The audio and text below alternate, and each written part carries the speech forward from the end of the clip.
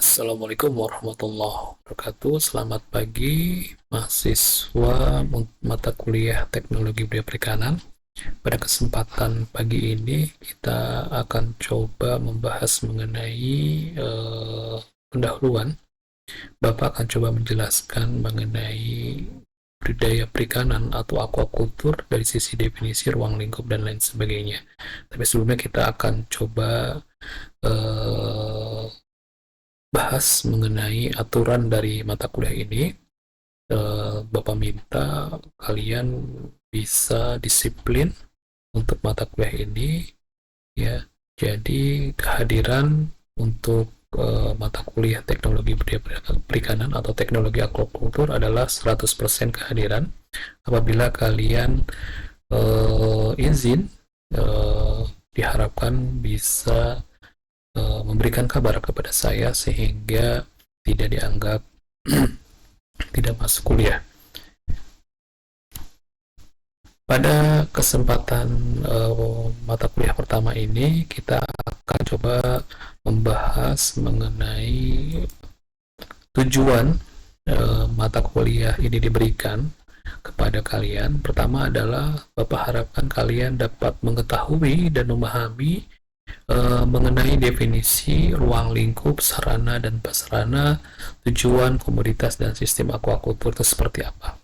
Yang kedua adalah mengetahui dan memahami mengenai inovasi teknologi perikanan budidaya atau inovasi aquaculture yang sudah dikembangkan atau akan dikembangkan.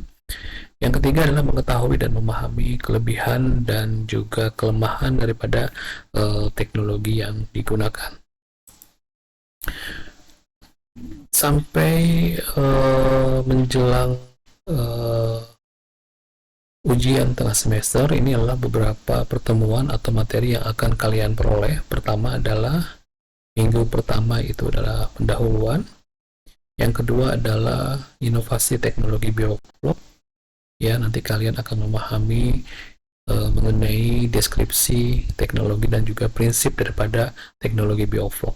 Yang minggu ketiga adalah aplikasi penggunaan teknologi bioflok, baik dari sisi teknis maupun juga penerapan teknologi bioflok itu sendiri. Yang keempat adalah teknologi aquaponik. Yang pertemuan kelima adalah teknologi hormonal, dan pertemuan keenam menjelang sebelum UTS adalah aplikasi penggunaan teknologi hormonal, baik dari sisi teknis seperti apa. Baik, sebelum kita bicara mengenai di pertemuan berikutnya adalah tentang inovasi teknologi, kita akan coba mengenai memberikan pemahaman kepada kita semua mengenai apa sih sebenarnya aquaculture, ya, atau budidaya perikanan, ya. Aquaculture adalah kegiatan untuk memproduksi biota akuatik, ya, atau biota perikanan di lingkungan terkontrol, berwawasan lingkungan, dan berkelanjutan dalam rangka mendapatkan keuntungan ataupun profit. Jadi kalian harus pahami bahwa ada 3 kata kunci dalam kegiatan aquaculture, ya. Pertama adalah di dalam lingkungan terkontrol atau wadah terkontrol, berwawasan lingkungan, dan berkelanjutan. Ya, inilah 3 kata kunci yang harus ada. Apabila ini tidak 3 kata kunci ini hilang, ya, akan memungkinkan bahwa kegiatan akupunktur atau perikanan budaya ini tidak akan optimal, sehingga akan akan terjadi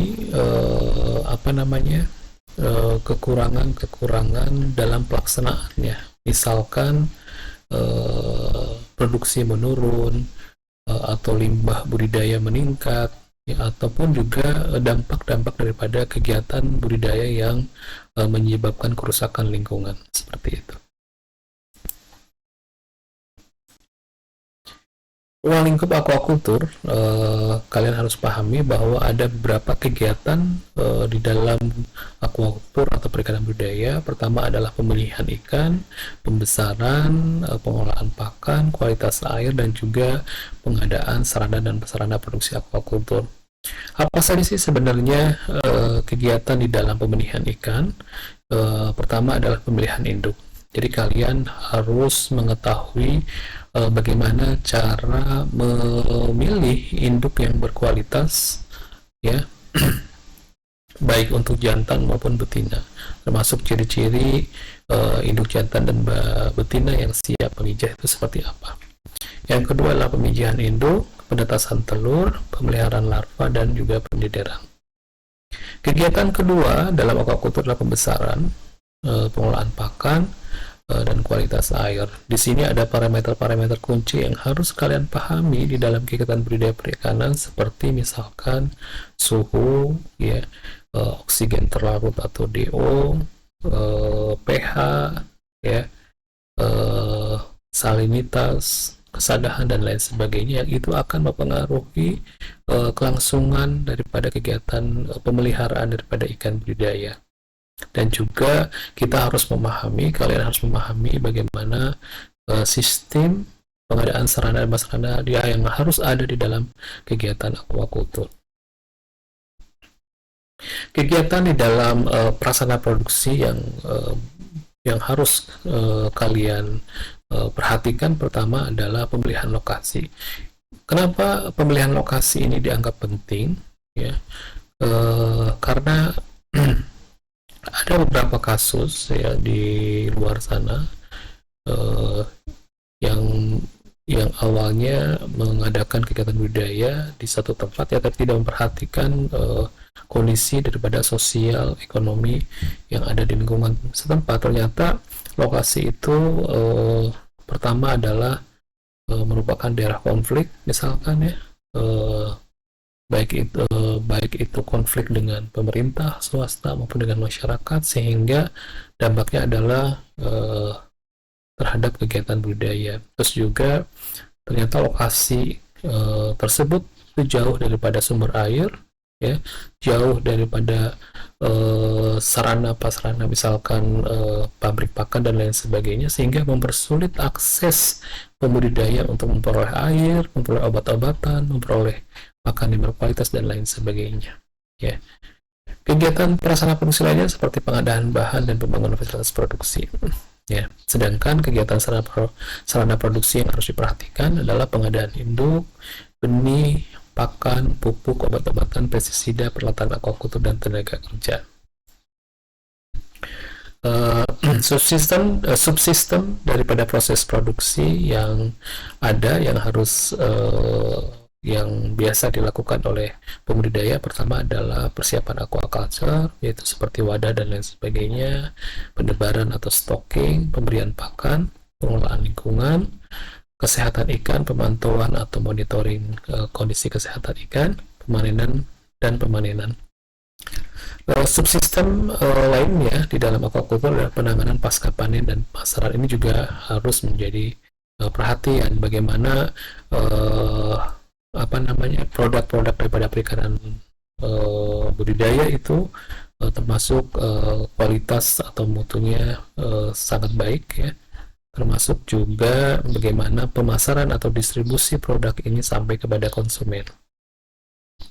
Subsistem pendukung lainnya yang harus kalian pahami adalah bagaimana aspek hukum, undang-undang, dan kebijakan yang mengatur daripada kegiatan perikanan budidaya, termasuk juga bagaimana masyarakat kita dapat mengakses modal untuk kegiatan aquaculture melalui akses terhadap lembaga perbankan profit maupun non-profit, seperti itu, dan juga akses terhadap lembaga-lembaga lainnya seperti lembaga riset, asosiasi, koperasi, dan lain sebagainya. Sebenarnya apa sih tujuan daripada aquaculture? Tadi kita sudah pahami semua, ya, Nana, bahwa kegiatan budidaya atau aquaculture itu pada intinya adalah untuk memperoleh keuntungan atau profit, seperti itu, ya. Namun kalau kita jabarkan daripada tujuan daripada kegiatan aquaculture ini, ada beberapa yang perlu kita pahami. Pertama adalah tujuan daripada aquaculture adalah untuk memproduksi makanan, ya, perbaikan stok alam, produksi ikan untuk rekreasi, produksi ikan umpan, produksi ikan. Kita lanjutkan mata kuliah ini. Jadi ada beberapa komoditas aquaculture atau komoditas budidaya perikanan yang sudah berhasil dikembangkan baik oleh Balai Penelitian maupun juga beberapa peneliti dari akademisi seperti universitas. Berapa komoditas yang sudah dikembangkan seperti udang faname, ikan nila, ikan mas, ikan bandeng. Ini adalah beberapa komoditas unggulan perikanan. Lalu pertanyaannya adalah apa sih sebenarnya definisi daripada komoditas? Komoditas adalah barang atau produk yang bisa diperdagangkan, yaitu spesies atau jenis ikan yang dapat istilahnya diproduksi untuk dalam kegiatan perikanan dan menjadi barang atau produk yang bisa diperdagangkan.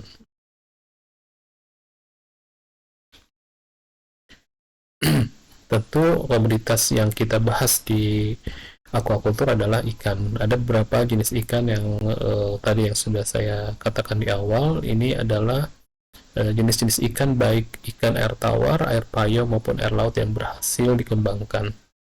Seperti ikan mas, ikan nila, ikan lele, ikan gurame, ikan patin, kerapu macan, kerapu bebek sampai ke jenis-jenis udang ya.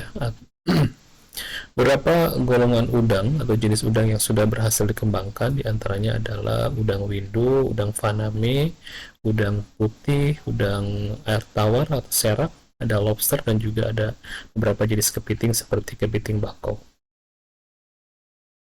Dari golongan moluska pun ini juga sudah berhasil dikembangkan seperti karang mutiara, abalon, kerang hijau maupun juga kerang darah. Nanti kita akan jelaskan beberapa komoditas ini di pertemuan berikutnya. Lalu apabila kita pisahkan ya komoditas ini menjadi komoditas ikan laut, ikan tawar maupun ikan air payo, ini ada beberapa jenis ikan yang sudah dikembangkan. Apa sih yang membedakan ikan air laut, ikan air tawar, dan ikan air payo? Adalah yang jelas pasti habitatnya dengan salinitas yang berbeda. Komunitas ikan air tawar itu salinitasnya rendah ya, dari 0 sampai 2 ppt ya, atau 3 ppt. Air payo ini sudah kategori sedikit asin ya, sampai ke 15 ppt, sedangkan ikan air laut sampai maksimum 30-35 ppt. Sehingga inilah yang membedakan habitat daripada beberapa jenis ikan tersebut. Ada beberapa pertimbangan biologi yang harus diperhatikan oleh kita sebagai pelaku daripada budidaya. Pertama adalah pertimbangan biologi adalah kemampuan memijah dalam lingkungan budidaya di alamnya seperti apa dan nanti dikembangkan di lingkungan buatan itu seperti apa. Ini juga nanti kita akan bahas mengenai domestikasi daripada ikan budidaya. Jadi beberapa ikan yang sudah berhasil dibudidayakan tentu ini melalui proses yang sangat panjang, termasuk proses adaptasi di habitat aslinya dan juga adaptasi di lingkungan yang baru, yaitu di lingkungan budidaya. Termasuk toleransi terhadap kualitas air, ketahanan terhadap stres dan penyakit, konservasi pakan, toleransi terhadap penanganan dan lain sebagainya. Ini ya beberapa hal yang menjadi pertimbangan biologi sehingga kegiatan budidaya dapat dilakukan secara optimal. Begitupun dengan pertimbangan ekonomi dan pasar. Jadi kegiatan budidaya perikanan juga harus mempertimbangkan berbagai pertimbangan seperti permintaan pasar, harga dan keuntungan, pemasaran seperti apa, ketersediaan sarana dan prasarana produksi, dan juga pendapatan masyarakat.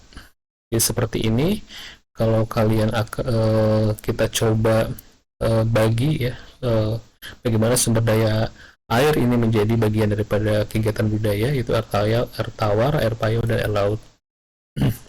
Ya, jadi kalian mungkin tahu ya berapa jenis air tawar yang ada di sekitar kita yang bisa dikembangkan untuk kegiatan budidaya seperti danau, situ, waduk, sungai, irigasi, mata air, sumur, dan air hujan.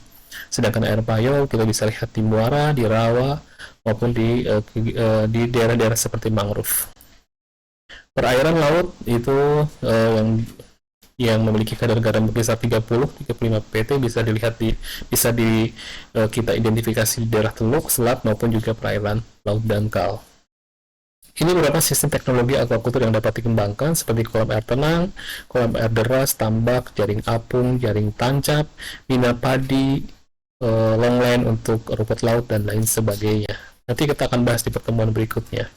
Jadi kalau Bapak tanya apa sih sebenarnya sistem aquaculture, ini terbagi menjadi land based aquaculture dan juga water based aquaculture. Jadi kalau sistem aquaculture berbasis daratan itu kita bagi menjadi kolam air tenang, kolam air deras, tambak, akuarium, dan tangki. Sedangkan berbasiskan air kita bagi menjadi jaring apung, jaring tancap, keramba, longline, dan lain sebagainya. Lalu apa sih yang membedakan antara sistem budidaya kolam air tenang, kolam air deras, tambak, dan sebagainya adalah seperti ini. Kalian bisa lihat bahwa yang jelas yang paling utama adalah yang membedakan adalah komponen dasar daripada wadah tersebut dan juga sumber daya air. Ini hanya saya coba kasih contohnya tambak ya. Jadi komponen-komponen yang harus ada adalah pematang, dasar tambak, pintu air masuk, inlet, pintu air keluar, outlet, saluran pemasukan, saluran pembuangan, dan sumber daya air yang harus ada seperti muara sungai, pantai, maupun juga rawa. Seperti itu. Oke, mungkin ini pertemuan untuk untuk pertama daripada mata kuliah teknologi budidaya. Nanti kita di pertemuan berikutnya akan bahas lebih detail mengenai inovasi-inovasi teknologi yang sudah dikembangkan ataupun baru dikembangkan seperti sistem bioflok, aquaponik, INPA ya, atau penggunaan hormonal seperti maskulinisasi dan lain sebagainya. Nanti kita akan bahas di pertemuan berikutnya. Silahkan, kalau misalkan ada pertanyaan, nanti akan Bapak jelaskan lebih detail.